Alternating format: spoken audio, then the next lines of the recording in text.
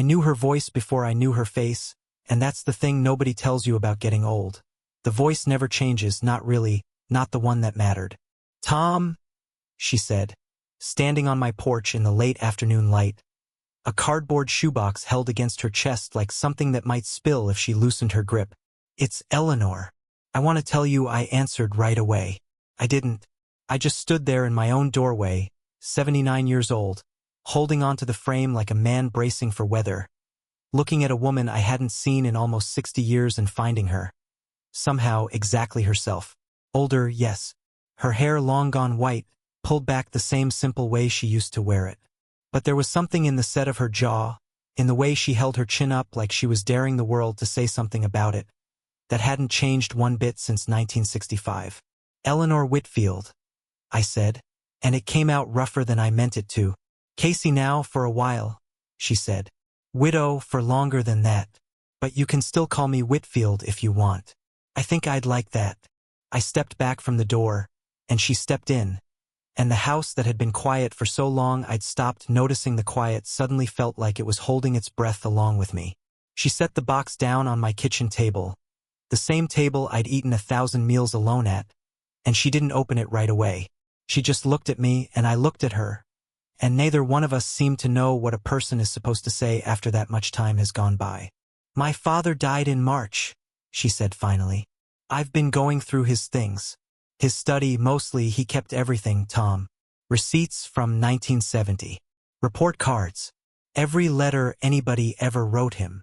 I felt something tighten low in my chest, an old and familiar ache I hadn't let myself feel in years, and I didn't yet know why. "There was a drawer," she said. "Locked. Took me 2 days to find where he'd hidden the key. And when I opened it—" She stopped. Her hand went to the lid of the box, fingers resting there like she needed a second before she could lift it. "They're all addressed to me," she said. "In your handwriting." I looked down at that box like it might be something dangerous, something that could go off. I already knew, in the way you know a thing in your body before your mind catches up to it, what was inside. I'd written those letters myself, decades ago, sitting on an army cot with a fountain pen that leaked, homesick and 20 years old and sure, so sure, that somewhere out there a girl named Eleanor Whitfield was waiting on me to come home. "You got my letters," I said. She shook her head slowly, and there were tears standing in her eyes now, not falling yet, just standing there the way water stands right at the lip of a glass before it goes over. "No," she said.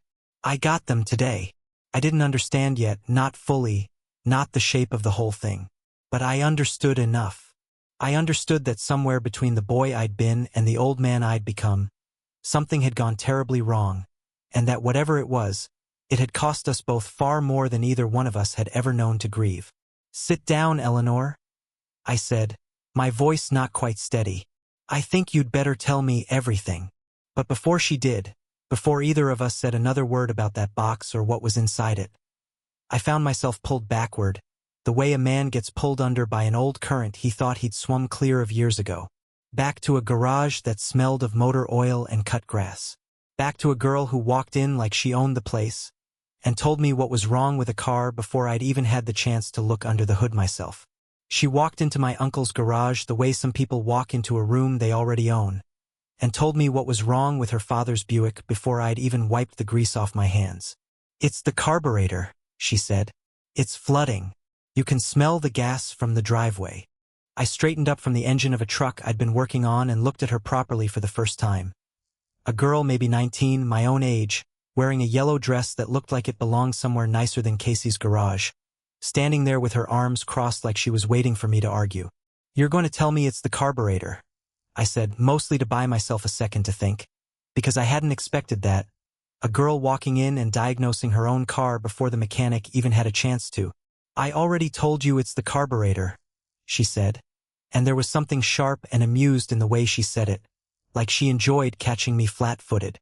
It was the fall of 1965 in Millbrook, and everybody in that town knew everybody else's business, which meant I already had a rough idea who she was before she told me her name. Dr. Whitfield's daughter. The big house on Chestnut Street with the wraparound porch. The kind of family that didn't bring their cars to a garage that smelled like my uncle's did, of gasoline and old coffee and cigarette smoke that had worked itself into the walls.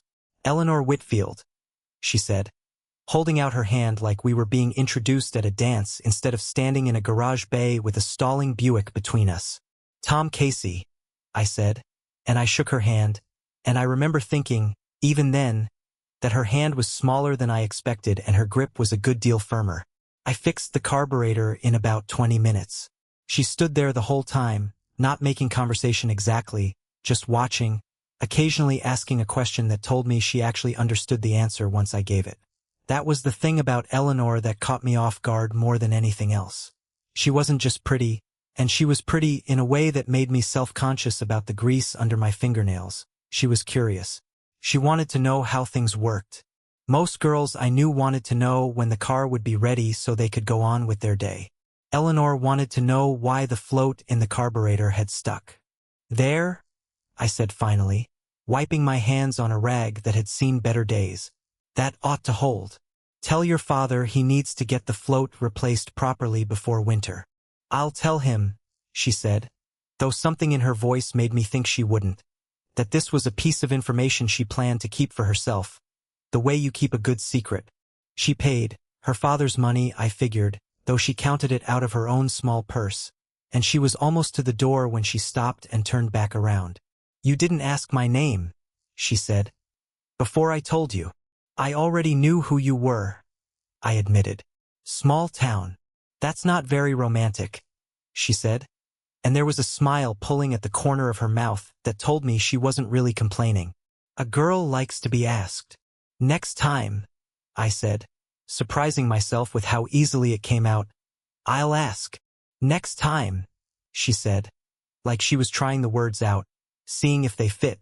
You think there's going to be a next time, Tom Casey? Cars break down, I said. It's Millbrook. Not much else to do around here. She laughed at that. A real laugh, quick and unguarded, and walked out into the October afternoon, and I stood in the doorway of my uncle's garage and watched her go, already hoping, in some foolish, hopeful corner of myself, that the Buick's trouble wasn't quite as fixed as I'd made it out to be. Took 11 days. I know because I counted every one of them. But on a Friday afternoon in late October, the Buick came rattling back into the garage, and Eleanor Whitfield climbed out of the driver's seat with a look on her face that told me she knew exactly what she was doing. It's making a noise, she said. I think it might be serious. It wasn't serious. We both knew it wasn't serious. But I took my time under that hood anyway, and somewhere in those 20 unnecessary minutes, she asked me if I liked milkshakes, and I said I did, and she said there was a drive-in on the edge of town that made the best one in the county, and would I like to find out if she was telling the truth. There was a booth in the back corner of Miller's that we came to think of as ours, though we never said so out loud. You didn't need to, at 19, when a feeling like that just settled into a place and stayed there. It had a torn spot in the vinyl seat, right where my knee would rest, and a window that looked out over the gravel lot toward the highway, and every Friday from that October on, Eleanor and I sat in it and split one vanilla milkshake with 2 straws, because neither of us wanted to admit we were watching our money. You could just get your own, she said one night, stirring what was left of the shake until it turned to soup. I know you've got the 2 dimes. I like sharing, I said. Makes it taste better. That's not a real thing, Tom. It's real to me. She rolled her eyes, but she didn't argue, and I noticed. The way you notice small things when you're falling for somebody. That she always left the last inch of milkshake for me, no matter how much she wanted it. We had a radio in my truck that only got 2 stations clearly, and one of them played a song that winter that Eleanor loved, something slow with a lot of strings, and whenever it came on she'd go quiet and look out the window like she was somewhere else entirely. I asked her once where she went, in her head, when that song played. Nowhere, she said. Just listening. Isn't that allowed? Course it's allowed. Then let me listen. So I did. I learned, that winter, the particular pleasure of just sitting beside somebody while they were quiet, not needing to fill it with talk. My uncle used to say a man could tell everything about a woman by whether she was comfortable in silence with him. I didn't understand what he meant until Eleanor. She snuck out to see me most Fridays, climbing down from the side porch of that big house on Chestnut Street after her father had gone to bed, and I'd be waiting at the end of the block with the truck lights off, feeling like an outlaw and enjoying it more than I probably should have. Her father didn't know. Or if he did, he hadn't said anything yet, and some foolish part of me hoped it might just go on that way forever. The two of us slipping around the edges of a town too small to actually hide in. The first time I kissed her was in February. Standing outside the truck in a cold so sharp it made the stars look closer than they had any business being. She'd been talking about nothing. Some story about her mother's church committee. And I just reached out and took her hand, right there in the cold, and she stopped talking and looked at me like she'd been waiting the whole conversation for me to do exactly that. "Finally," she said. So quiet I almost missed it. I kissed her slow, the way you do a thing you've been thinking about for months and don't want to get wrong. She tasted like vanilla and cold air, and when we broke apart her cheeks were bright red from more than just the wind, and she laughed. A short, surprised laugh, like she'd startled herself. "Took you long enough, Tom Casey," she said. "I was working up to it." "Working up to it?" she repeated, shaking her head. But she didn't let go of my hand. We stood out there in the cold a good while longer than we should have, and I remember thinking that if I froze solid right there in that gravel lot, I would have died about as happy as a man could be. By spring, we had rituals. The booth, the milkshake, the song on the radio, a particular bend in the road on the way back to Chestnut Street where I always slowed the truck down, not because the road required it, but because it meant a few more seconds before I had to let her go. It was on one of those slow bends sometime in April with the windows cracked and the smell of new grass coming in off the fields that I told her, half joking, the way you say a true thing you're scared to say plainly, that I was going to marry her someday. She didn't laugh. I'd expected her to laugh or tease me or say something sharp the way she sometimes did when she didn't want to let herself feel a thing too much. Instead she went quiet again, that same quiet as the song on the radio, and after a moment she just said, "I know. Not I hope so. Not we'll see. Just I know." Like it was already a fact, already settled, already written down somewhere neither of us could see yet. I believed her. God help me, for one Friday night in April of 1966, I believed the whole thing was already decided, and nothing in the world could touch it. I stood on the Whitfields' porch in my good shirt, a letter for Eleanor folded in my pocket, and it was her father who opened the door, not her. The draft notice had come 3 weeks earlier, a thin government envelope that changed the whole shape of my summer in about 4 sentences. I'd known it was coming, the way everybody's son knew it was coming that year, but knowing a thing and having it arrive in your mailbox are two different sizes of trouble. I was to report in 10 days. I had exactly 1 night left in Millbrook, and I meant to spend it with Eleanor. Dr. Whitfield filled the doorway like a man standing guard over something. He was not a large man, but he had a way of holding himself that made a doorway feel smaller than it was. "Tom," he said, and my name sounded like an accusation in his mouth. "Evening, sir. I was hoping to see Eleanor. I ship out Tuesday, and Eleanor isn't available. Sir, if I could just have a few minutes." "You've had a good deal more than a few minutes with my daughter over these past several months, Tom, and I've allowed it, because I believed it would run its course the way these things do." He said it evenly like a man reciting figures.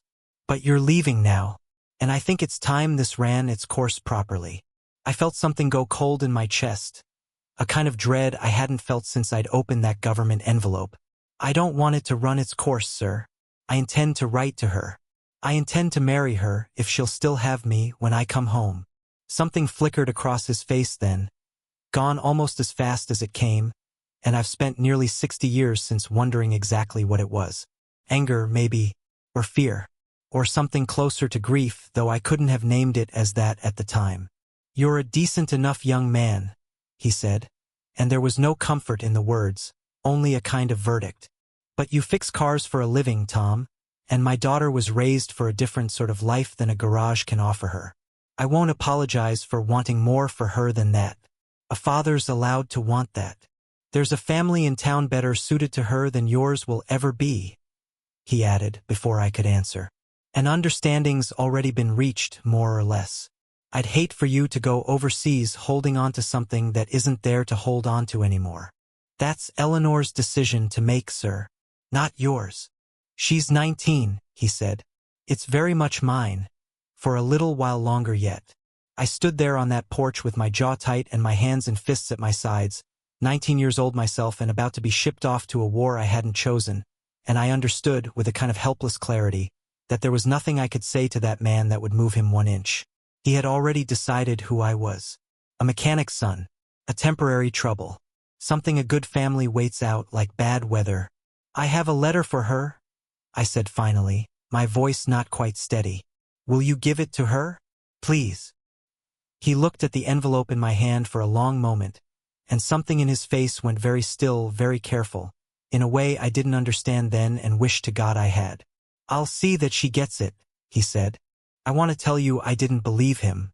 I want to tell you some instinct warned me right then, standing on that porch, that I was handing my whole future to a man who had no intention of delivering it. But I was 19 and heartsick and out of time, and I believed what people told me in those days because the alternative was standing on that porch all night, refusing to leave, and I didn't have that kind of night left to spend. I handed him the letter.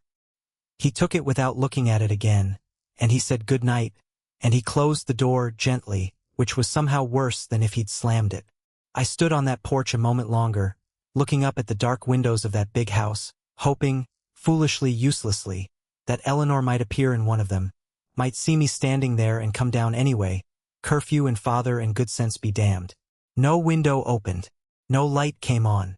I walked back to my truck alone, and the next morning I boarded a bus out of Millbrook with a duffel bag over my shoulder and no earthly idea, none at all, that the girl I loved would spend the next 58 years believing I was the one who'd stopped writing first. A man can build a whole life out of the time he has left over from missing someone, and I want to tell you that's not as sad as it sounds, except some nights it was. I wrote to Eleanor every week from basic training, and then every week after that from wherever the army sent me. I kept carbon copies, a habit I picked up because for a stretch I did clerical work, typing requisition forms, filing reports, and it got into my blood, that business of keeping a copy of everything, of not letting a thing disappear once you'd put the words to it. So I have them still. Boxes of them. Upstairs, thin onion-skin paper going yellow at the edges. Every letter I ever sent her typed out in duplicate like I was corresponding with the government instead of a girl I loved. No answer ever came. Not the first month. Not the 6th. I told myself the mail was slow, that letters got lost overseas, that she was busy, that there were 100 ordinary explanations for a silence that had nothing to do with how she felt about me. I told myself that for longer than I probably should have. By the 2nd year, I'd mostly stopped expecting an envelope with her handwriting on it. I didn't stop writing, though. That's the part one still don't fully understand about myself, even now. I kept writing to a woman who, as far as I knew, had gone quiet on me completely, because somewhere along the way the writing had stopped being about her reading them and started being about who I was when I sat down with that pen. A better version of myself, maybe. A more honest one.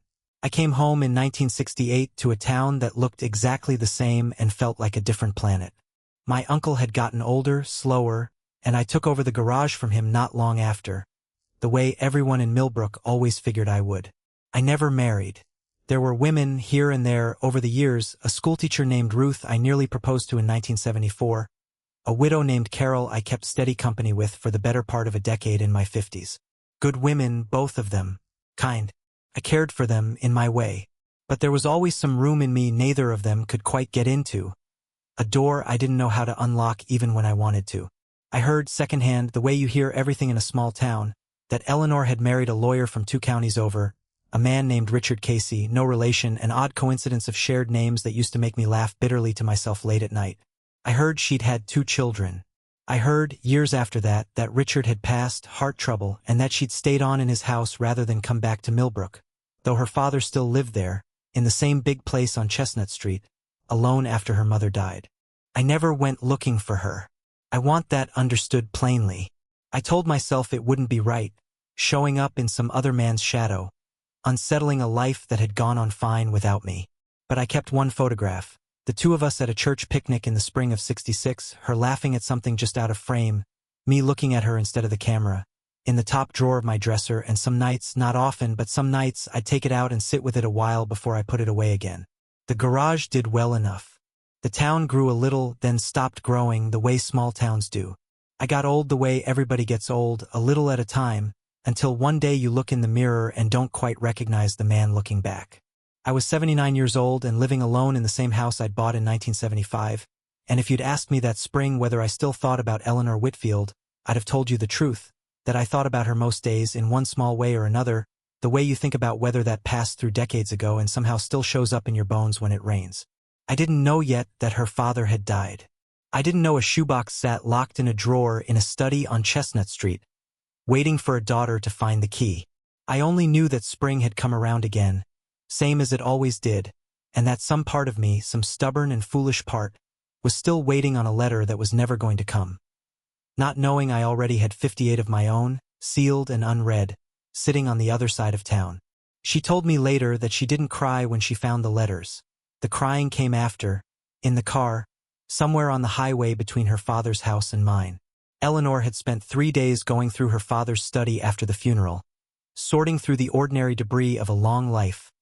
Tax records, church bulletins, a drawer full of fountain pens that no longer wrote. Her father had been meticulous his whole life, the kind of man who filed everything and threw nothing away, and she'd expected the study to take a week, maybe 2. It was the bottom drawer of his desk that stopped her. Locked when everything else in that house stood open. She searched 2 full days for the key before she thought to look inside the old cigar box on his closet shelf, where he'd kept cufflinks he never wore, and there it was, small and brass and worn smooth from handling. The drawer stuck when she pulled it, swollen with age, and when it finally gave way she found a shoebox inside. Plain cardboard, no markings, tied once around with kitchen string like it might otherwise come apart. She untied it at the desk, she told me later, with her father's reading glasses still sitting on the blotter in front of her. And she lifted the lid expecting old photographs, maybe, or letters from her mother. Instead she found her own name, over and over. Eleanor Whitfield, in handwriting she said she would have known anywhere, on envelope after envelope after envelope, each one still sealed, the postmarks running from 1966 clear through 1968, some from an army base in Georgia, some stamped overseas. She sat there a long while, she said, just holding the first one, not opening it yet, because some part of her already understood what it meant and needed a minute before the rest of her caught up. I counted them before I opened a single one, she told me, sitting across my kitchen table with her hands wrapped around a coffee cup she hadn't touched. 58, Tom. 58 letters. And every one of them sealed. She didn't call me first. She told me that plainly, like she needed me to understand it. She got in her car that same afternoon with the shoebox on the passenger seat beside her, and she drove the 2 hours from her house to Millbrook without stopping, without deciding exactly what she'd say when she got there, because there wasn't a version of the drive where stopping to plan felt possible. I didn't even know if you still lived here, she said. I stopped at the garage first. It's not yours anymore. There's a young man there now, heavy-set, very kind. But he knew you. Said you still lived on Birch Street. Said you'd been there for years. I remembered that drive, in a way. Not her drive, mine, backward, 58 years earlier. Standing on her father's porch with a letter I never should have trusted to his hands. I thought about all the versions of myself scattered across those years. The boy writing on an army cot, the young man coming home to no answer, the older man taking out a photograph on quiet nights, and how none of them had known, not one single one of them, that the letters had made it as far as her father's desk drawer and simply stopped there, sealed, waiting. He never gave you a single one, I said. It wasn't a question. I already knew. Not one, she said, and her voice cracked on the word. The first time I'd heard it crack since she'd arrived. 58 letters, Tom. He kept every single one of them from me for 58 years, and he never said a word. Not on his deathbed. Not ever. I reached across the table then, the way I hadn't reached for her hand in nearly 6 decades, and she let me take it, her fingers cold despite the warm cup she'd been holding, and for a moment neither of us said anything at all. We just sat there, 2 old people in a kitchen that had known a great deal of quiet and not much else, holding hands over a shoebox full of a life that almost happened and then didn't, and might, even now, still have a chance to. I want to read them, she said finally. All of them. Will you sit with me while I do? I'll do better than that, I said, and I got up from the table, my knees complaining the way they always did now, and went to the hall closet where I kept things I rarely looked at anymore. I've got the other half of this conversation upstairs. 58 carbon copies, if my counting's still any good. Might be time we finally had it. We read them in order, oldest to newest, and it was like watching a version of myself I'd forgotten. 20 years old, homesick, still so sure she'd write back. I brought the carbon copies down from upstairs in an old ammunition box I'd repurposed decades ago. The metal gone soft with rust along the hinges, and set it on the kitchen table beside her shoebox. 2 containers. 2 halves of the same conversation, separated by 58 years and one man's decision that neither of us had ever been told about. Start with the first one, Eleanor said. August of '66. I found my copy to match it. Same date, same faded typewriter ink. And I read mine out loud while she opened the sealed envelope and read hers silently alongside me. Her eyes moving down the page I already knew by heart. It was a short letter, that first one. Nervous. A young man trying to sound braver than he felt. Telling her about basic training, about the food, about missing Miller's drive-in more than he expected to miss anything. At the bottom I'd written, "Write back when you can. I think about you more than I probably should admit." I would have written back the same day, Eleanor said quietly. If I'd had this in my hands in August of 1966, I would have written back before I even finished reading it. We went through them like that for hours, oldest to newest, her sealed envelope and my carbon copy laid side by side. And somewhere in the middle of it the story stopped being just about me and started including her father in a way that made my stomach turn. "He knew," she said, pulling a letter from October of '66 out of its envelope, her hands not quite steady. "He knew the whole time, Tom. Look, you mention here that you'd written twice before and heard nothing. Twice. By October. He'd already been intercepting them for months. I stopped writing every week eventually," I admitted. "Around the second year. I told myself I was giving you room, in case you'd found somebody else, in case my letters were an unwelcome thing showing up every Friday like clockwork. I never stopped completely, but I slowed down. I want you to know that wasn't because I stopped caring. It was because I thought caring from that distance, with no answer coming back, might not be fair to you. He told me you'd found someone," she said. "Overseas. A nurse," he said, though he never gave a name, never any real detail, just enough to make it sound true. I believed him, Tom. I believed my own father, because why on earth would I not have? "He told me you were already spoken for," I said, standing right there on that porch the same night I gave him the very first letter. Said it plain, like a fact, like there was nothing more to discuss. We sat with that a long moment, the two of us, letting it settle the way you let a bruise finish forming before you touch it. Her father had built an entire false story for each of us. One lie for me and a different lie for her. Both of them pointed at the same outcome. Keeping us apart, keeping his daughter from a mechanic's life he thought beneath her, and he'd maintained it, without a single crack, for nearly 6 decades. "I don't understand how a person carries a thing like that," Eleanor said.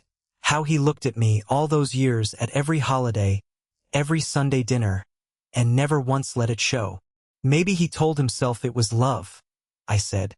"The wrong kind, but maybe that's still what he called it in his own head. A father protecting his girl from a life he thought would disappoint her. It wasn't his to protect me from," she said, and there was an old anger in her voice now, decades old, only just now finding its way out.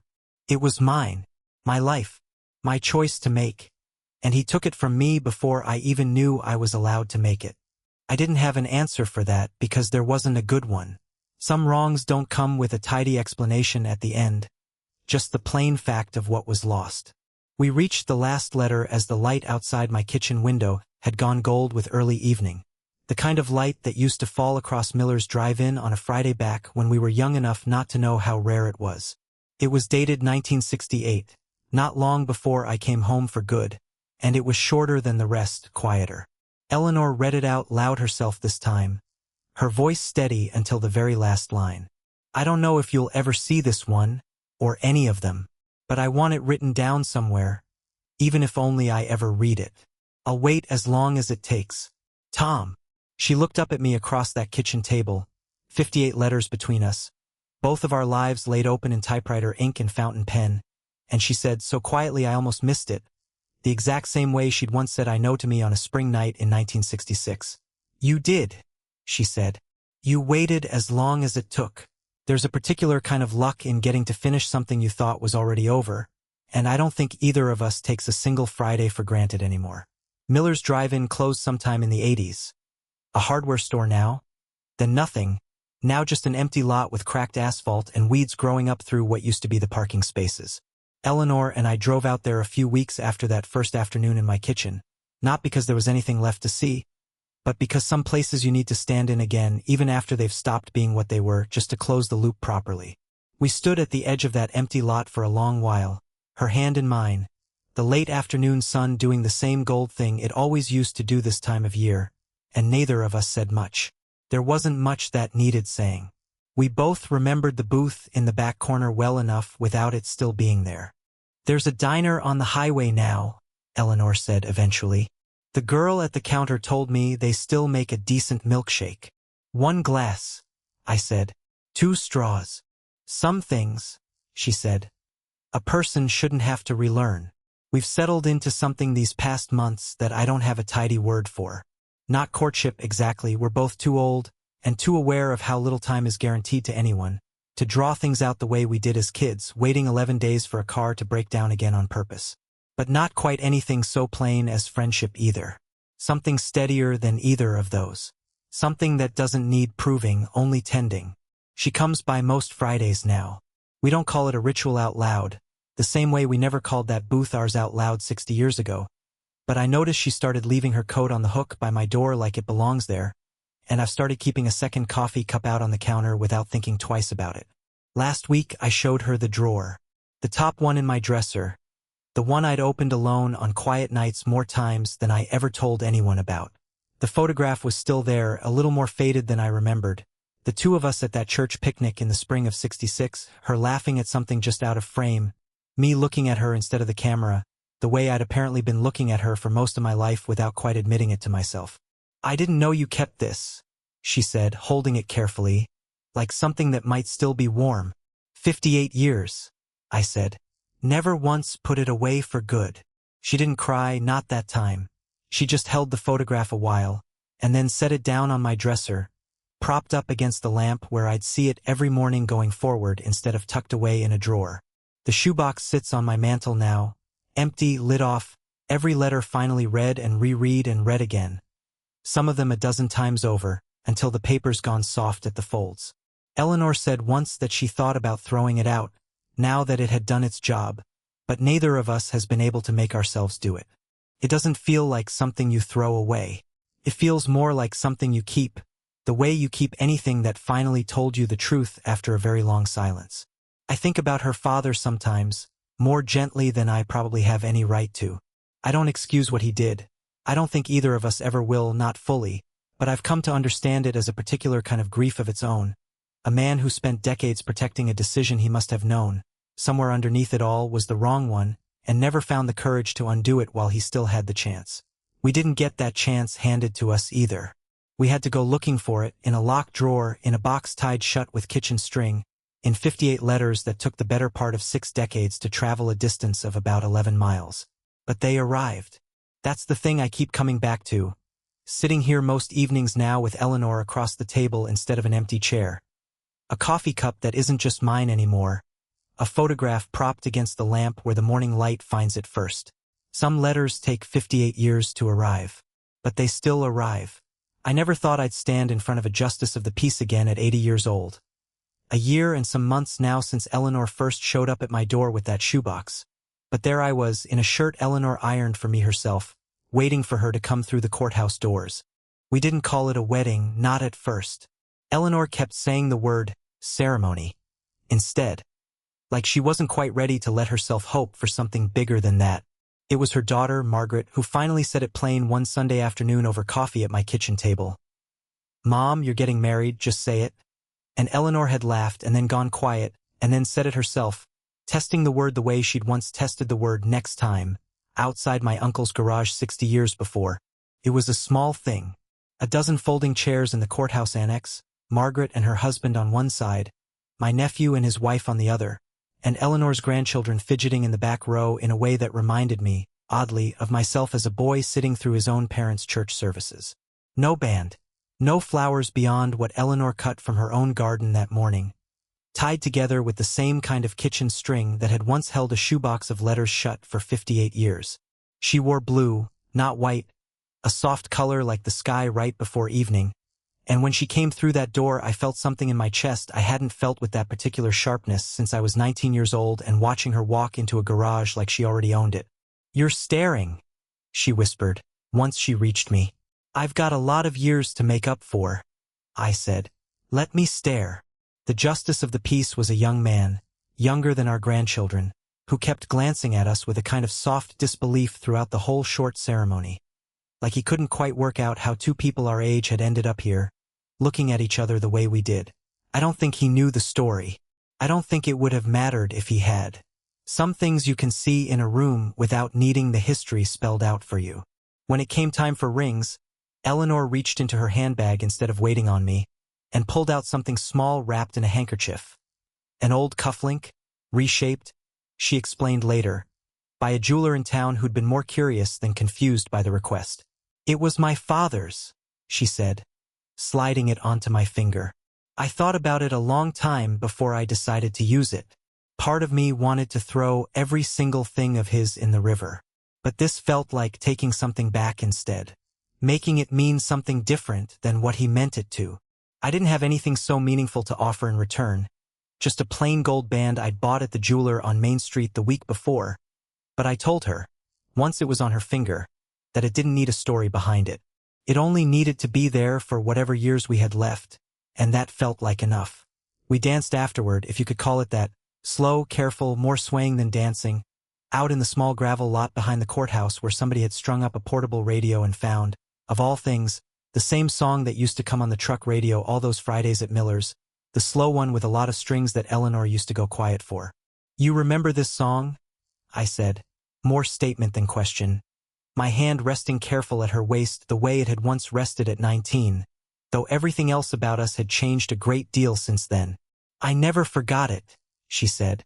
"I used to hear it sometimes on the radio over the years and I'd have to leave the room. Richard used to ask what was wrong. I never told him. It felt like it belonged to somebody else. Some other version of my life I wasn't allowed to visit anymore." "You're allowed now," I said. "I know," she said and smiled up at me, and for just a moment, standing in that gravel lot with the evening coming down gold around us, I could have sworn we were 19 again, and none of the 58 years in between had ever happened at all, except that they had, and that was what made this moment worth every single one of them. Eleanor keeps the shoebox on her nightstand now, not the mantle, and some mornings I wake before her and find her already awake beside me, just looking at it, the way you look at something that changed the whole direction of your life and still can't quite believe it fit in a box so small. We're both in our 80s now. Slower than we were even at the wedding, though neither of us complains much about it. We've buried enough people our age to understand that slow is still a great deal better than the alternative. Margaret worries about us living alone in my old house on Birch Street, and maybe she's right too, but Eleanor says she spent 58 years living carefully around an absence, and she has no intention of spending whatever years remain being careful about anything at all. Last spring, we drove out past the empty lot where Miller's used to stand. A habit now, not a pilgrimage, just something we do most Fridays the way other couples might go to church, and found a bulldozer parked there, the first sign of movement on that land in decades. A developer, somebody told us at the diner afterward, planning to put up a small strip of shops. Eleanor was quiet the whole drive home, and I thought she might be grieving it. The last physical trace of where we'd started finally about to disappear. "It's not really gone though, is it?" she said, once we were back in my kitchen. Her hands wrapped around a coffee cup the way they'd been that very first afternoon she showed up on my porch with a shoebox. "The place isn't the thing. We were the thing. The booth could disappear tomorrow and it wouldn't take a single Friday away from me. I've thought about that more than she probably knows. About how much of what people mourn when they mourn the past isn't really the place or the object at all, but the version of themselves who was there for it, and how lucky, how strange and undeserved a kind of lucky, it is to get that version of yourself back, even for a little while, even after everyone else has stopped believing it's possible. We had her father's funeral to thank for this, in the end, and I know that sounds a strange thing for a man to say, but grief has a way of turning over ground nobody meant to disturb. If he hadn't died, if Eleanor hadn't gone looking through that study, if the key hadn't been sitting in that cigar box on his closet shelf all those years, waiting on someone patient enough to find it, there were 100 small doors that could have stayed shut, and every one of them opened instead, and here we are. I still keep the photograph from the church picnic propped against my lamp, though it lives on Eleanor's side of the bed now, not mine. She said she wanted to be able to reach it easier, on the mornings she wakes up first and needs reminding. In that particular quiet way, grief and joy both ask to be reminded of things. That the boy in that photograph kept every single promise he ever made her, even the ones neither of them got to say out loud until it was almost too late. Some nights, before we turn out the light, Eleanor reads one of the old letters again, picking one at random from the shoebox the way another woman might pick a passage from scripture. Last week it was the one from October of '66, the nervous one, where I told her I thought about her more than I probably should admit. She read it out loud, soft, into the dark of the bedroom, and when she finished she didn't say anything at all. She just reached over and found my hand, the way she'd found it that very first afternoon in my kitchen, and held on. I used to think love, real love, was something that happened once, cleanly, at the right time, to people young enough not to know yet how easily it could be lost. I don't think that anymore. I think love is something a person can lose and still, somehow, keep, folded into an envelope sealed shut, waiting in a locked drawer for 58 years, and that if you are patient enough and lucky enough and the people who love you are stubborn enough, it finds its way home in the end. Found its way home to me. Sealed, but never lost. Only late.